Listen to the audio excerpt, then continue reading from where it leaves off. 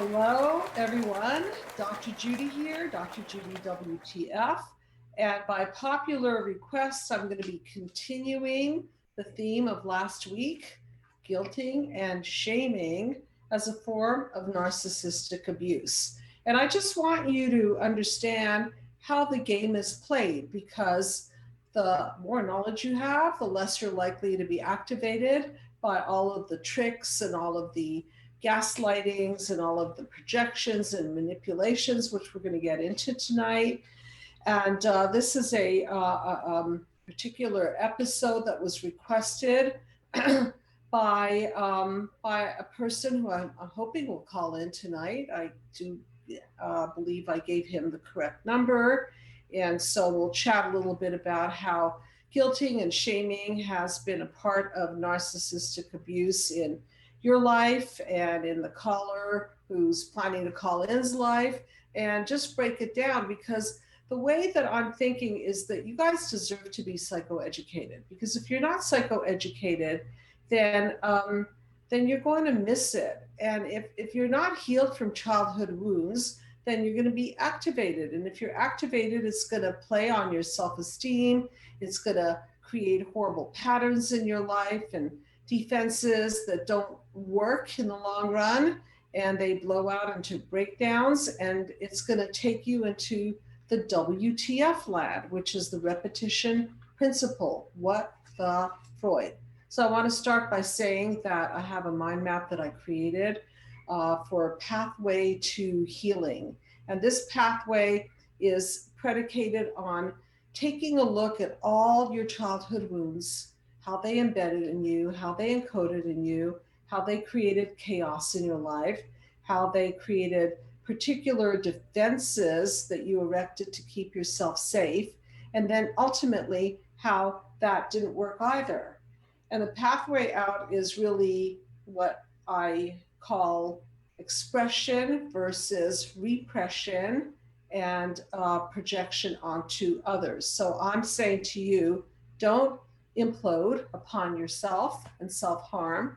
Don't explode onto others and harm others. Instead, unload your feelings, process them so that they're not stuck in there, and you will find that miraculously your symptoms are going to have a different relationship with your mind, body, soul, because it's not going to be expressed as a psychosomatic. It'll have less likelihood to go into your body and cause bodily pains. It'll be less likely to end up self-harming or exploding on other people. So I want to break the mind map down for you. For those of you who are not familiar with the mind map, it is a system of healing, and I am a systems thinker. I'm a clinical psychologist. I created this pathway, and I run the Psychological Healing Center and have a beautiful staff of people who are trained in the Be the Cause mind map therapy.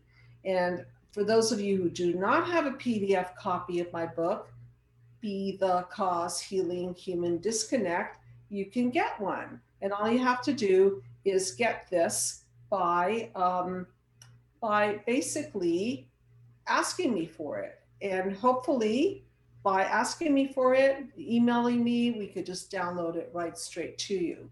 So I hope, Kurt, that I can hear the bell. Can you alert me if the bell rings, please? Will do. Okay, really appreciate it, because I've missed it before. And also some of the audience have complained that the bell sounds really, really loud from their end. So if you could maybe tone it down and just, if I don't hear it, I'll I don't know, maybe just say bell or something like that. So I want to break down the mind map. And for those of you, by the way, I can't see anything on my screen, but hopefully the audience can. Is that correct? Yeah, they can see everything.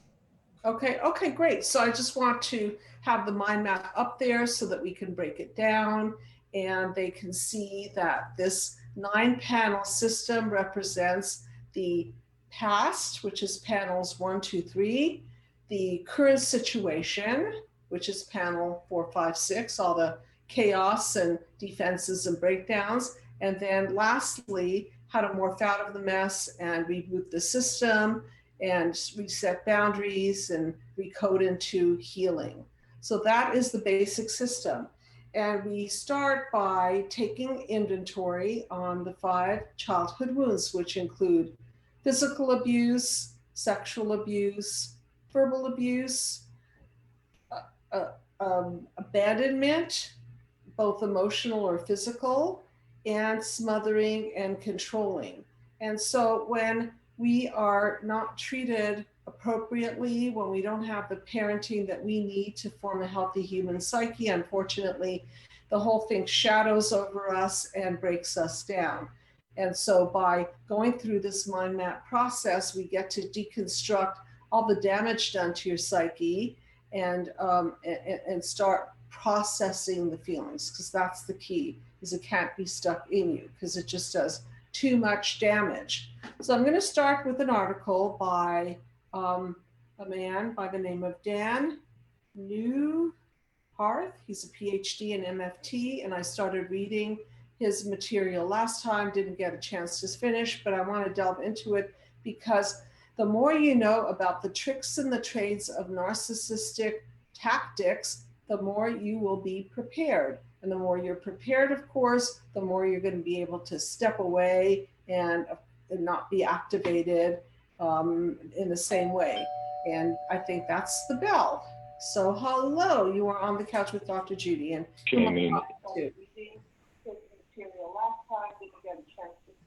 Hello? Yes, hello. Guilty and shame.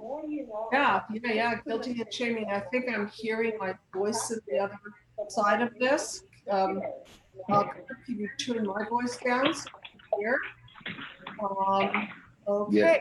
And who am I talking to? Hey, Dr. Judy, it's Kevin. Hey, I'm really glad you called in. So thank you very much for suggesting this topic. I think it is so relevant for too many people. And so many people don't understand what is narcissistic abuse. And so I'm going to ask you to explain your understanding of narcissistic abuse and anything that you want to share about how you feel that you have been abused, so people can really get a live example of how this injures and the effects of this on the psyche. You know, I think just the name of the topic, guilty and shaming, because that's really, and it's very, until I really understood what covert narcissism was, I didn't really get it as being narcissism.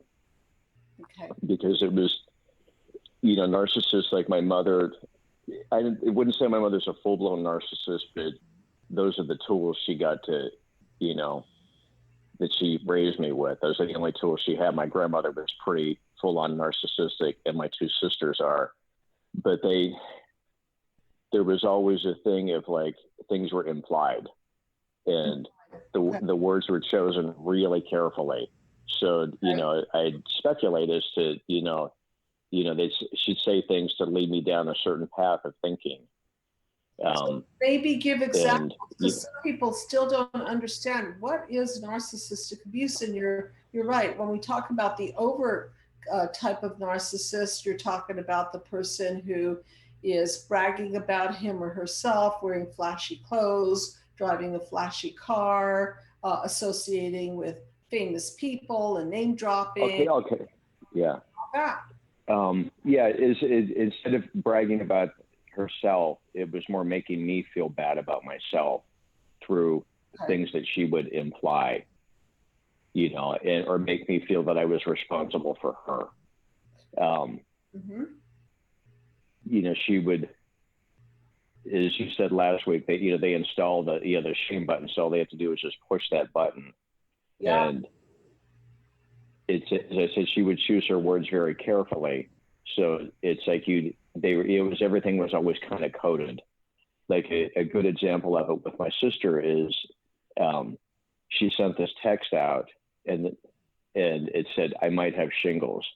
And so I started to feel bad, like, oh, you know, poor her. My brother read a text. She said, yeah, she might have them. Not that she did, but they lead you down this path of, you know, worrying and concern for, you know, always somehow turning the attention back to themselves. And Okay. The implication is that you're the cause of the problem. That's what it always was for me, that I was bad, that I had caused the problems. Oh, Like my mother used to tell me. Mhm. What was it? So no, I was saying I'm that sorry, I didn't hear that. that would be quite a stretch to say that you're the cause of her shingles, right? Unless you went in there and personally Yeah. infected her with shingles. Yet Yeah. I'm imagining this, I might have shingles is a ploy to get you worried and have you think about her often, which is what narcissists like to do. Exactly. Right? They like you thinking about them because they want to be the star of the show. Whether you think badly about them, whether you think positive thoughts about them, whether you're stirred up with all kinds of angry feelings, it doesn't matter as long as you're thinking about them. Yeah. My grandmother used to do it. I don't think I've told you this one, but my grandmother, because I didn't really get what it was until just recently, because my grandmother was really manipulative. Yeah, my mother was from a big family. She wanted everybody to come for her birthday, and people couldn't make it, because people had lives and they were spread out all over the country. Sure. So she pretended she was dying, and she got everybody to her bedside. And my one aunt, who was like always at odds with her, refused to come. And then they finally got her to come.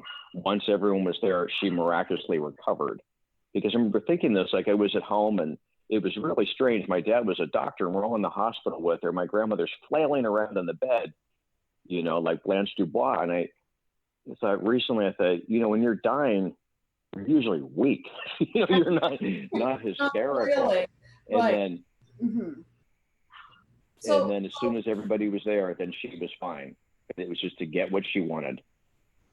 Right. Okay. So people have to understand these tactics. And so you mentioned that one of your favorite lines in the article that you actually sent me, which I really appreciate, 13 fake apologies by narcissists. And I'll get into it so that you can maybe psychoeducate people exactly how it's done. These fake apologies that are supposed to clean their offenses toward you, but they never really do.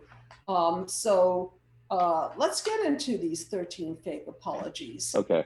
Okay, they're really great. So again, we're psychoeducating here so that you don't fall at the effect of people who are trying to manipulate guilt and shame. So here's one. It's called, let's see.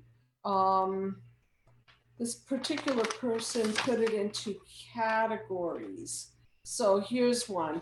The shift the blame apology. I am sorry that you think I did something wrong. I'm sorry that you feel I'm a bad person. I'm sorry, but maybe you're just too sensitive. So does that sound familiar to you and the way that you were spoken to in your family? Yeah, in my mother's, it was more, with my mother, it was more playing the victim. She'd be like, oh, I'm sorry that I was such a bad mother. Okay. That you think that I've, after all I've done, and this is the thanks I get kind of thing. Okay, so it's a bit of sarcasm too. I'm so sorry I'm a bad mother. Like, how could you even think that of me now that I'm going to admit it, make you feel terrible that you really think that way. So that's something you heard in your family. How about the conditional apology? I'm sorry if something I said offended you. I'm sorry if your feelings were hurt. I'm sorry if I may have done anything wrong. So this is falling short of an apology. And it's really not acknowledging what they did to hurt the other human being. Notice there's nothing here that says, what did I do to hurt you? I'm sorry that those words came out of my mouth and have that effect on you. What can I do to say it better in the future?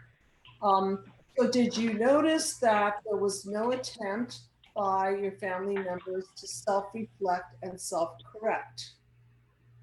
They never, they never did that. I mean, I remember my mother telling me, your parents are never wrong. Your mother said that. Yeah. I remember one time she apologized to me. Let me think of what the wording was. She I called her one night. I just lost a job and I was really upset. I was working in a nice restaurant. I was just, kind of just trying to get by. And Yeah. they said I didn't have enough personality. And she said, well, then go get one. Wow. And Okay. I was just devastated. And I didn't speak to her for a little while. And I told my brother, and he called her, and she didn't understand why that was hurtful.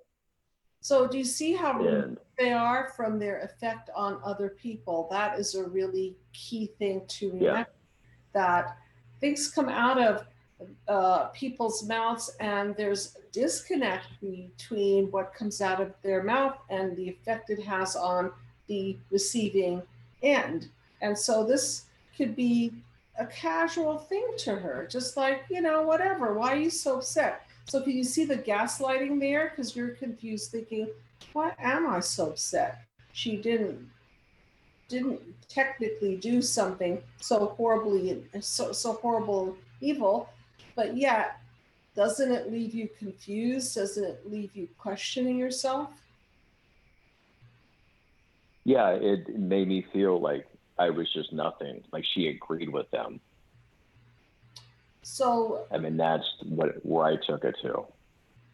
so how does this leave a person? Maybe talk to the audience about what kind of core beliefs this is established in you, and what button was set up that kept getting reactivated. Because in the article it talks about, we're setting up this button that keeps getting pushed over and over again.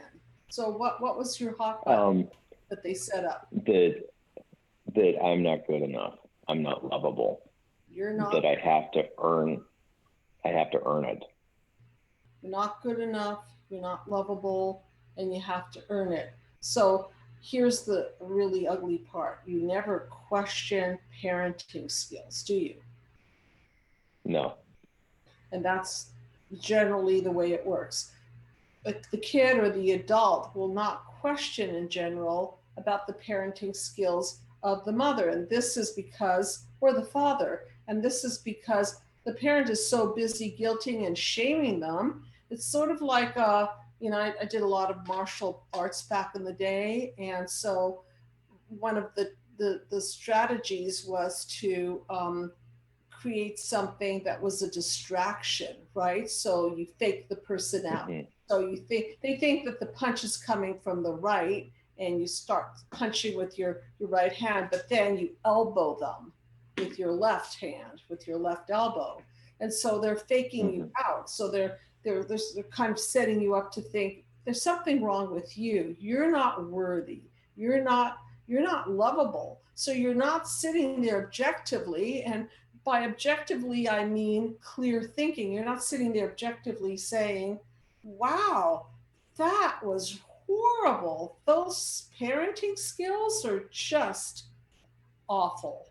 And now that I know that they're awful, I'm not even going to worry about those words coming out of my mother's mouth or my father's mouth or the flying monkey sister's mouth or another family member, because you're too busy doing what? Living my life now. Now you're living your life, but then you were too busy defending yourself and imploding. Self against all that. You're so very busy with yourself. What did I do wrong? What did I say wrong? What do I have to do to be loved? What do I have to be doing to feel worthy? And so it's really a tactic to deflect what they're doing. And that's why they are so good at it, because they get the other person working on self-destruction.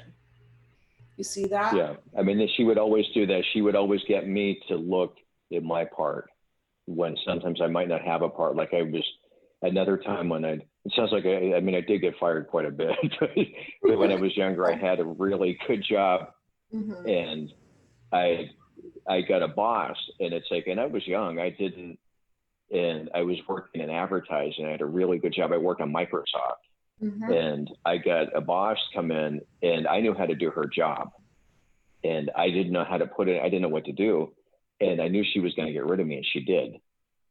So I got fired, not because I was bad, but because I was a threat.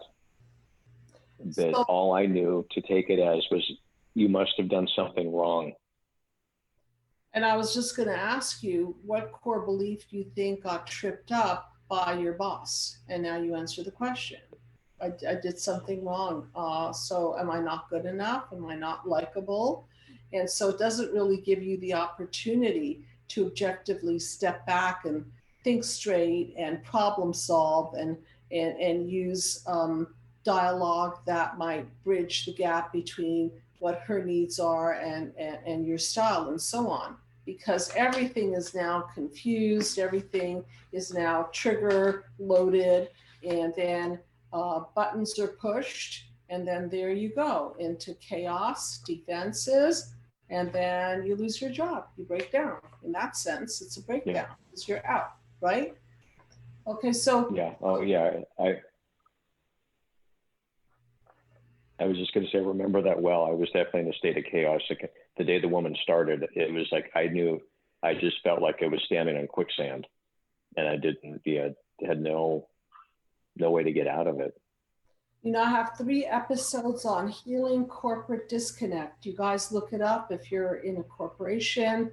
And I did those episodes because, number one, I truly am interested in healing corporate disconnect, because I think a lot of emotions are triggered by upper management, middle management, lower management. And in a corporation, your boss can be a representative or a trigger of your mother or your father, and your coworkers can be triggers for sibling rivalry, and so on and so forth. And until you figure out your mind map, until you figure out your mind, you're living in this hell of a corporation that's just another dysfunctional family.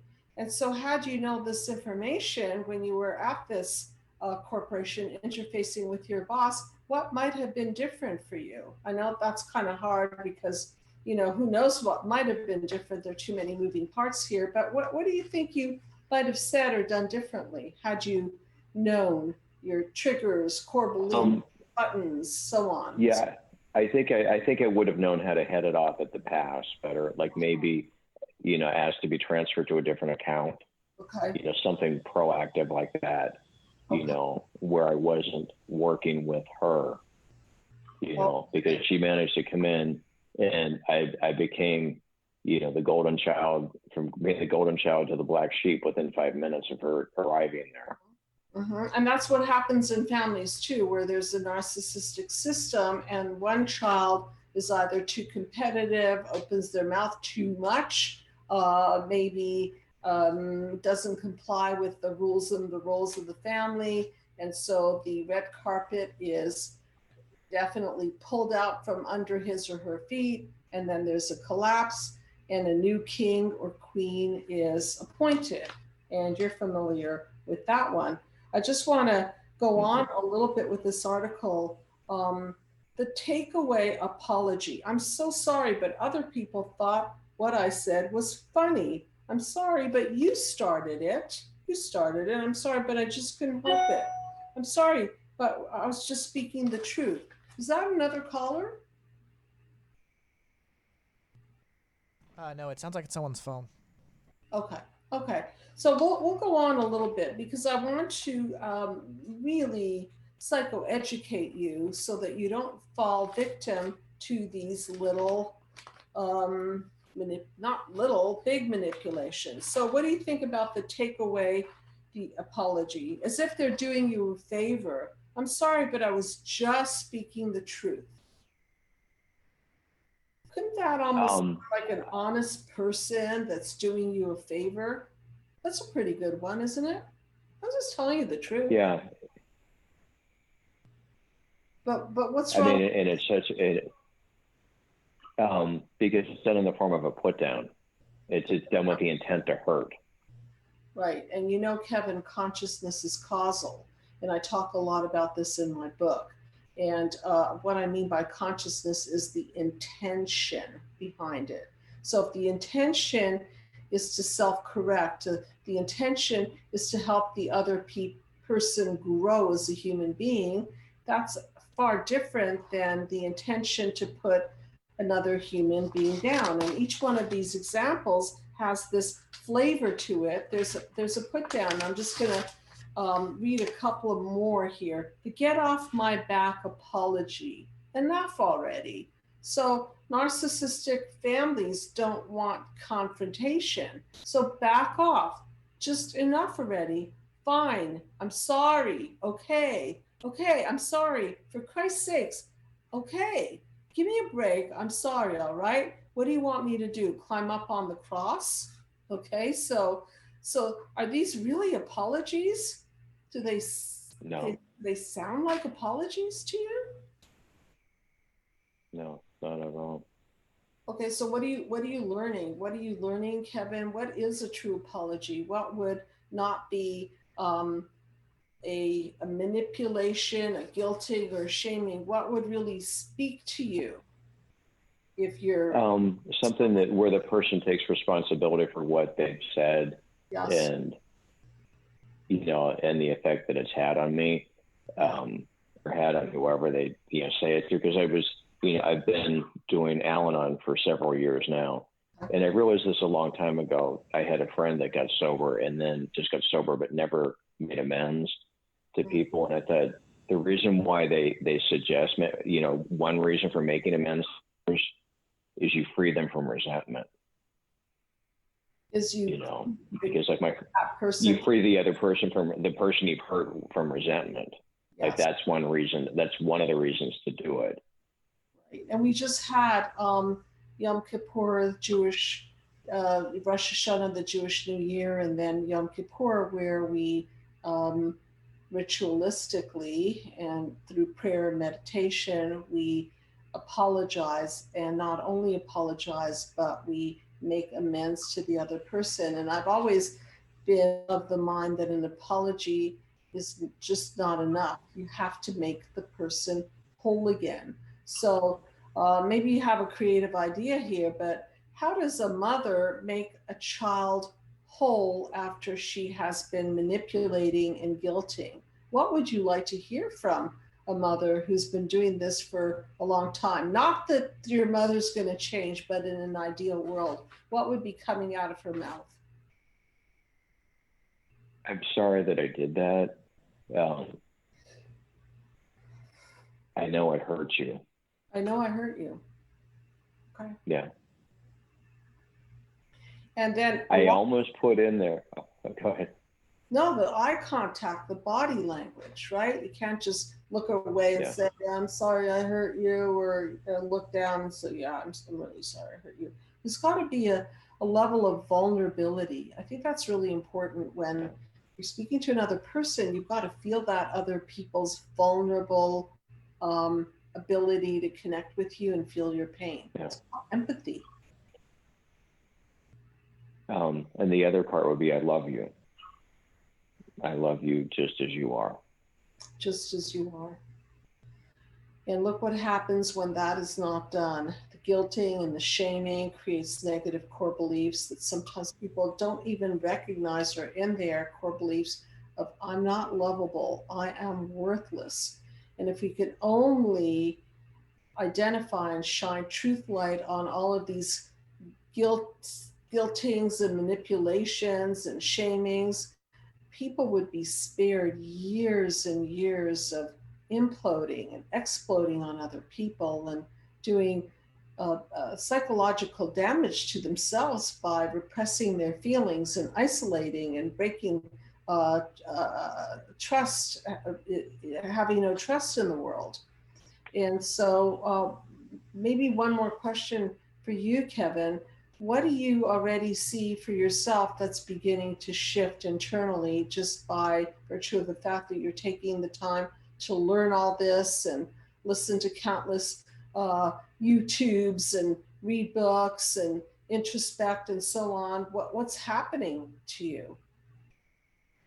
Okay, I don't remember your exact wording. I heard you say it several times, but identify the problem then rather than identify as the problem, or identify and then identify with the problem. Yes. I forget the exact wording on it. I'll say it so the audience is really clear. Don't identify with the problem, identify the problem. that means that you don't, you're not in the muck and mire, you're outside the system looking in, and you're able to see, wow, look at what's going on here. So you're not at the effect of the problem, you're observing the problem, and you're not drawn in and identifying with the problem. So yeah, go ahead. So how is that happening in your life?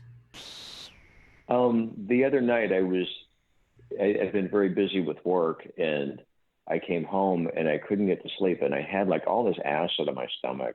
And I'd been working, and I turned on the TV and I was watching the news. I watched a little bit of the debate, and then it was upsetting me, and I turned it off.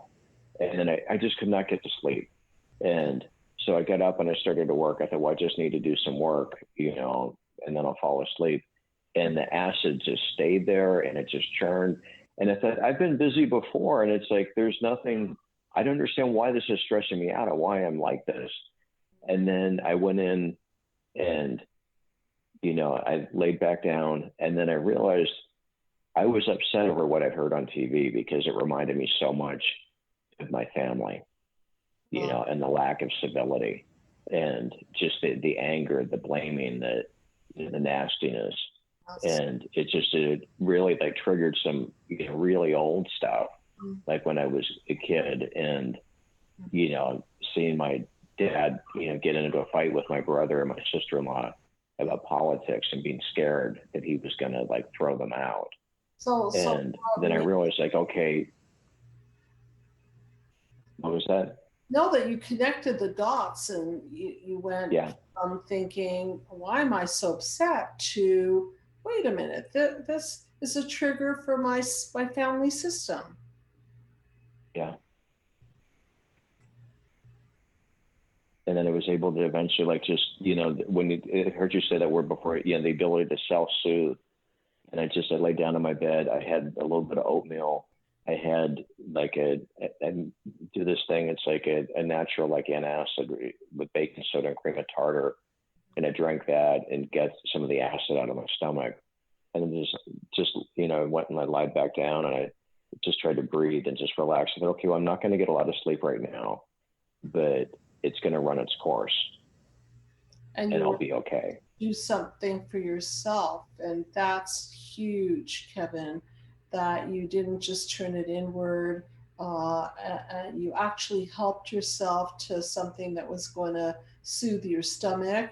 And you did what a good parent would do. You went to get some natural herbal, whatever, baking soda, whatever it was, to calm your stomach down. And that's part of what happens when children are abused to the point where they don't get the emotional nutrients to have inner stability. They don't really know how to self-care. So what's coming out of this process that you're sharing right now is that you're starting to self-care. So I know that you're sort of in the middle of your journey right now, and I'm really excited that already you're starting to identify the problem, you're starting to identify the blueprint, you're starting to see that the buttons were already programmed into you, and then you could see how different events trigger your buttons and lead you into this chaos and acidic breakdown, if you will, that you experienced the other night.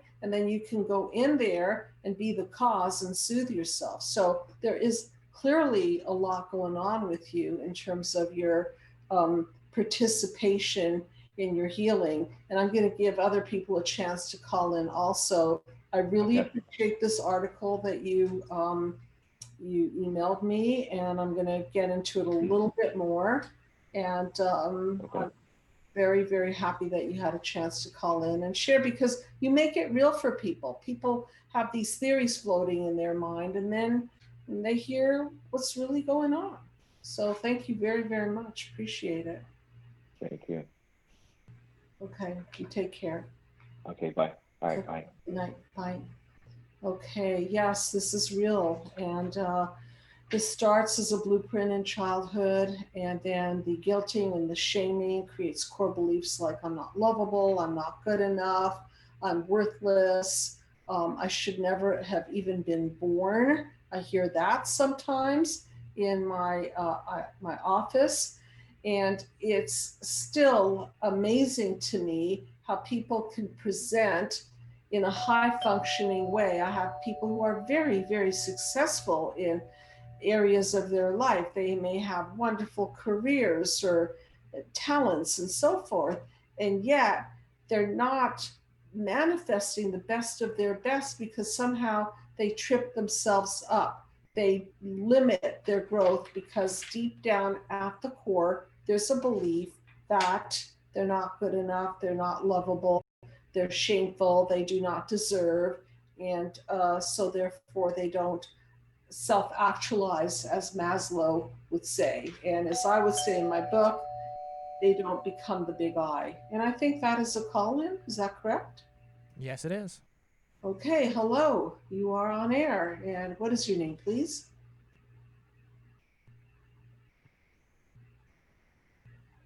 Hello, are you there? Hello? Yes, hello. Hello?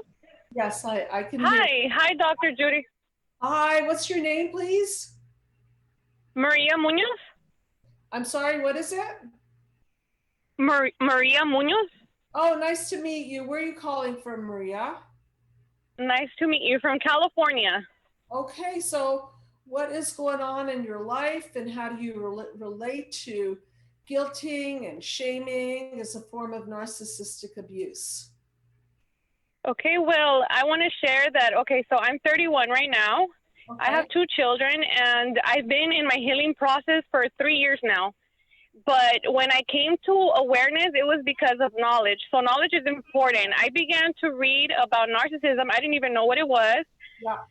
But that led me to, that connected deeply within me, like everything that I was learning about that, it connected deeply. Like I knew what it was, what it meant. Like I knew.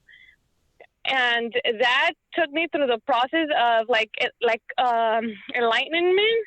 Yeah. And being aware of what I was what I have experienced all my life. Mm-hmm. And I could see now the little details, like the gaslighting, the manipulation, all of these little things that would happen, but I didn't even know they were happening before. And knowledge is power, right?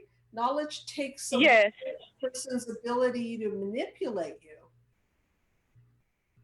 Yes, and I also want to share that on my process of healing, even now, I've experienced a lot of guilt and shame, mm-hmm. because I have felt responsible for like the like everything. Like I feel like everything's my fault. Like if something bad happens somewhere, I feel like it's my fault. That's how bad this is. Like I feel like it's my fault. Like if I wouldn't be there, maybe nothing bad would have happened. I still deal with that. So Maria, right? Yes, I yes. just ask you this. So you're still a little bit stuck with it's all your fault. Is that what you're saying? Yes, I'm actually still stuck at my mother's house. I'm still stuck right there. I feel like I'm too afraid to go and take that leap of faith and move forward or move like out of this toxic dynamic that's in my family. Like I haven't been able to get set free. Like I still feel stuck. Are you of Hispanic culture? Yes. Okay, so this is also an important aspect to the whole system gone wrong, because certain cultures, many cultures, will dictate to families that you never talk badly about your mother. You never, okay? You never say, you can't even think badly about mommy. You get it. And if you upset her and she gets a heart attack, oh my goodness, it's all your fault, isn't it? Yes. So culturally, it's very, very strong. So let's just sort of go through the process in terms of my whole reason for doing this show is so that people can be on it, the manipulation. So how good a trick it is when mothers or fathers or families can put the guilt button into their child so they absorb all the family guilt. Isn't that convenient? it's convenient. Like the previous caller had mentioned something about how they pretend, or they act like they're sick, like they get sick and it's all your fault. Like they're sick and they have headaches because you made a voice, like you spoke up. Right, so let's get behind the curtain, okay? So let's get behind the curtain and look at the intention. So what might be your mother's intention of setting up the family so that you and other people absorb all the guilt and shame? What's in it for her?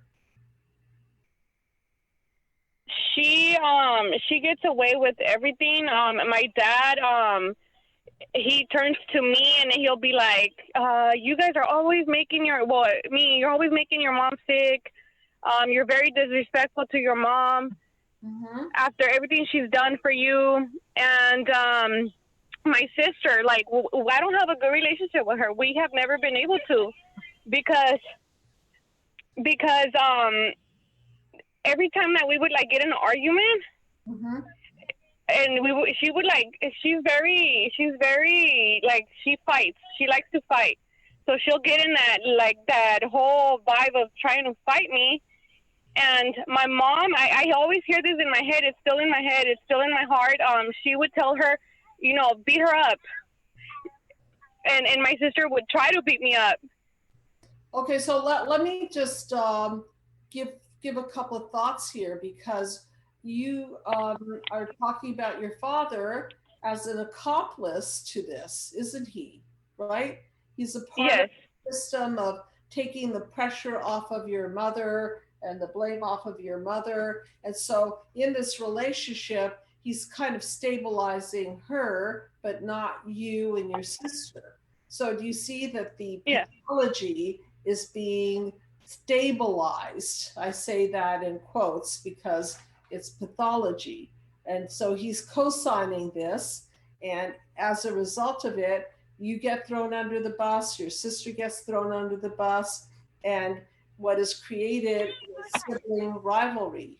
So now there's a bigger problem. So we've got your mother and your father, they're one team. Your father's not helping your mother any by helping her grow to say, look, honey, why don't you take into consideration that you might be putting a lot of pressure on the children. So that conversation is not happening. But what is happening is that he is, as I said, co-signing her behavior and then creating your sister to be a flying monkey.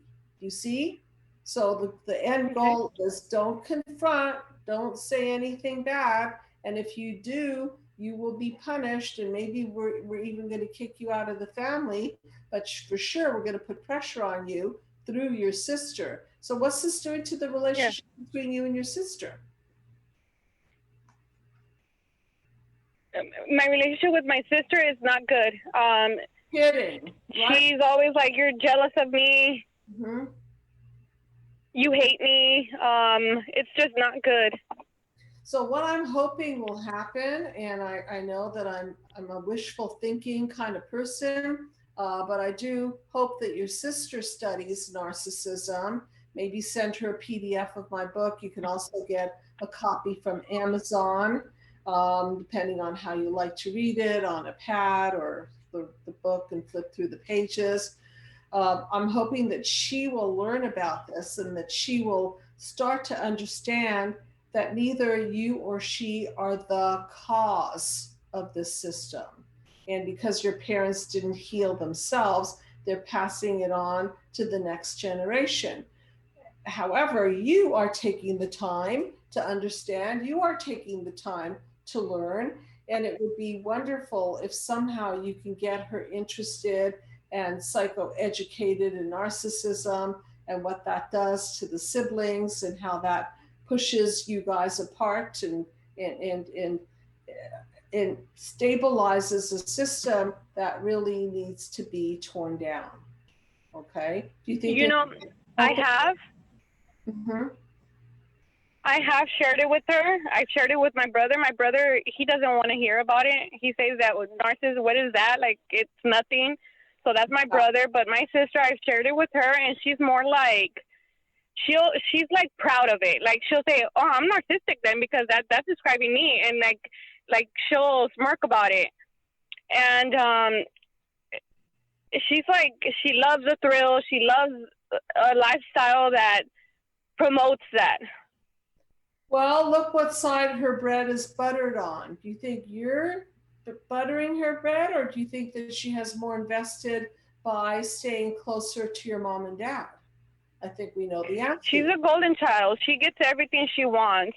She was drug. Right now she's pregnant, but she was a drug addict, and my parents enabled her, and she would get away with everything. They give her everything. They create her. Mm-hmm. Yes. And they created a deep hole in her soul. And how do I know that? And why I'm saying that is because you're telling me that she's a drug addict and that she's not functioning properly. And how does this happen? It's created by a narcissistic system where parents put their children's feelings before their own. And this blaming and shaming and manipulative tactics is a way to do it. And so the children get sicker and sicker, and the parents just stay the same. And then the siblings attack each other, and pretty soon the next generation, the cousins are not even talking to each other. You see? Yeah, I was really bad. I really felt like I was going crazy, but like I said, 3 years ago, I came to know about narcissism. I came to awareness about it. And even in the church, I go to a church that believes in the fivefold ministry, so they have deliverance. I went through deliverance. I was delivered by from the spirit of Jezebel, and I've been kind of learning about Jezebel and narcissism. They go hand in hand. So it's been like an experience for me, like a really deep experience where I'm trying to, still heal and learn and connect certain things and a lot of things. Have you read my book, Be the Cause, Healing Human Disconnect? Have you had a chance to read it? I have not. Do you know how to get it? You can write to me, Dr. Judy at psychologicalhealingcenter.com. Make sure you get a copy. You can find it online at Amazon. And then if you want to get deeper into an educational system, you can also start learning the mind map system through my video series, which is a download. Nothing's going to come in the mail, just for you to know. And that particular video series you can purchase, and it breaks everything down into the 9 panels, And right now what we're working on, for those of you, sometimes people really, really want to do this and they don't have money available to pay for all the products or services. I'm getting into place a way that people can pay, and then over, I believe, a 6-week interest-free way, they can pay off whatever services or products they're purchasing.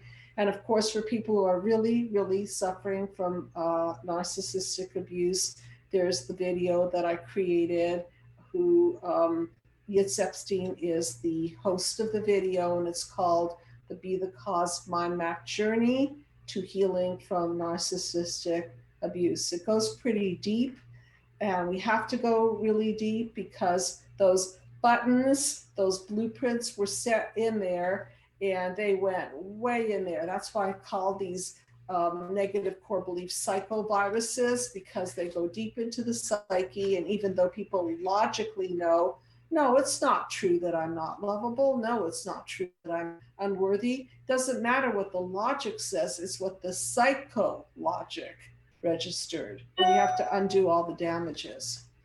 So I thank you so much for calling in, and do grab a copy of the book and check out everything that's going to help you with the healing process. Okay? Thank you, Dr. Judy. You're welcome, Maria. Appreciate your sharing tonight. Okay, good night. Thank you. You're welcome. Good night. Was that another good night? Was that another call? No, it is not. Okay.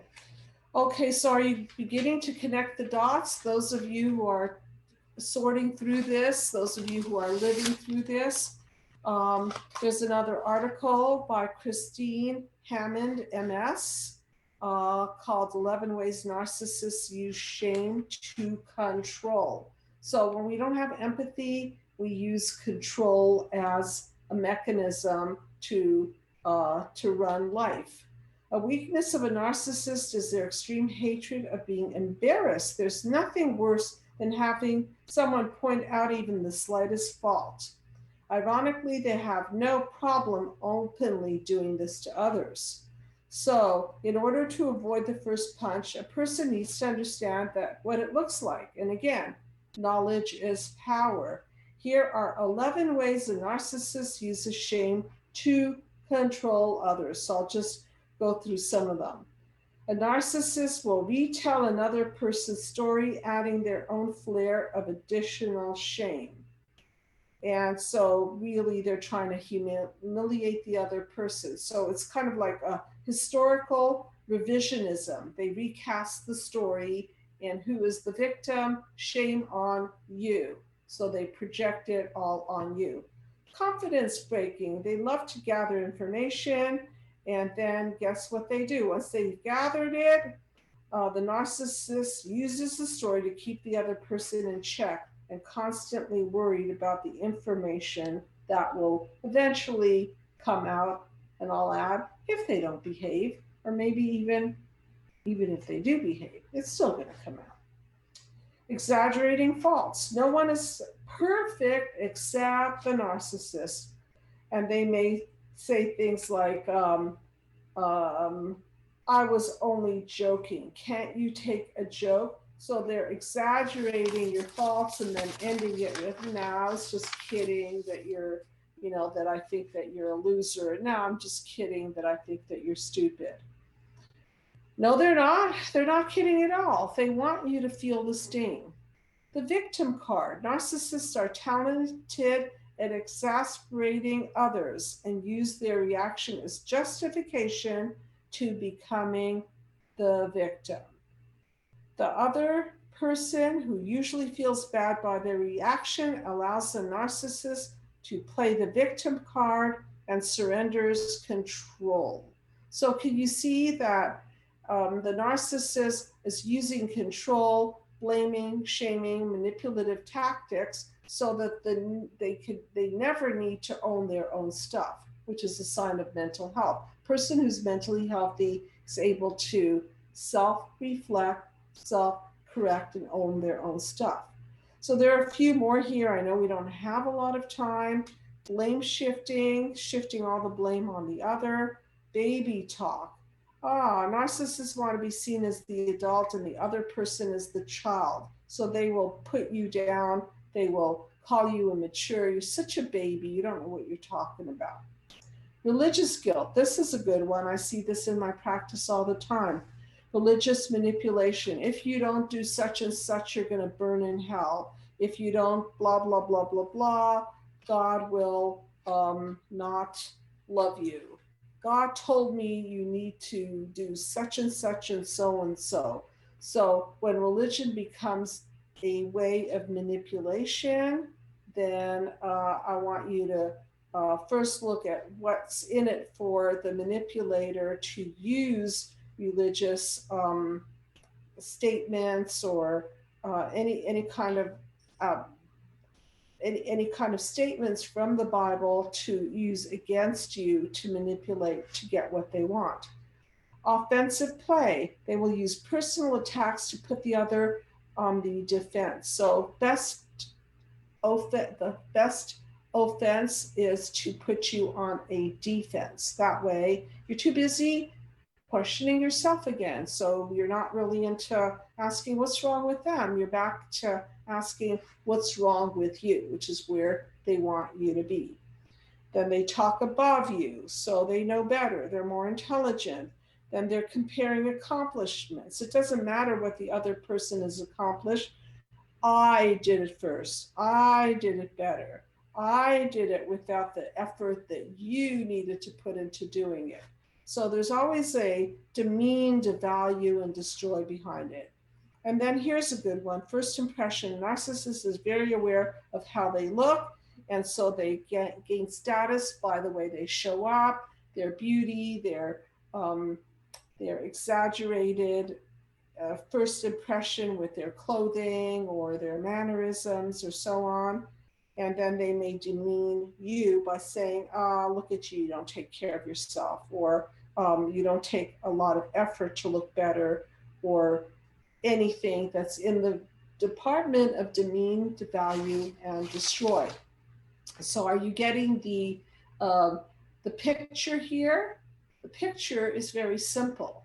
You're at the effect and they're at the causal wheel of making you feel that there's something wrong with you. So with that, I want to just take a couple of minutes. There was a request for a song. And thank you very much, Robert. A song called Hero by Mariah Carey. And so I'm wondering why Robert suggested the song. I'll read a little bit of it and then maybe I'll figure out how it pertains to guilting and shaming. There's a hero. If you look inside your heart, you don't have to be afraid of what you are. There's an answer if you reach into your soul, and the sorrow that you know will melt away. Well, if you reach into your heart and soul, then maybe you will have answers, but these tactics don't allow for you to really connect with yourself because you're too busy guilting and shaming and sort of dodging their bullets. So you never really look inside. So the song goes on and says, and then a hero comes along with the strength to carry on, and you cast your fears aside. And so you know you can survive. So when you feel like hope is gone, look inside you and be strong, and you'll finally see the truth. So in this case, I will say that the hero is the truth. The hero is knowledge. The hero is having power through education, psychoeducation in this case. So now you can look inside, and now you can have the truth be the forefront, and not the tactics and the shaming and the blaming be the forefront of where you're looking. That hero lies in you. It's a long road. When you face the world alone, no one reaches out a hand for you to hold. You can find love if you search within, and the emptiness you felt will disappear. And it goes on and on about you as being the hero. So once you start self-reflecting, self-correcting, psychoeducating yourself, then you can start to be your own hero and gather information that's going to shine truth light on what you need to know as the truth for yourself, and allow you to grow and expand and self-actualize. Remembering, of course, that narcissism is a system gone terribly wrong, and the more that you know about it, the less you have to be at the effect of this horrible system. So thank you everyone for tuning in, and keep psychoeducating yourself. Good night, everybody.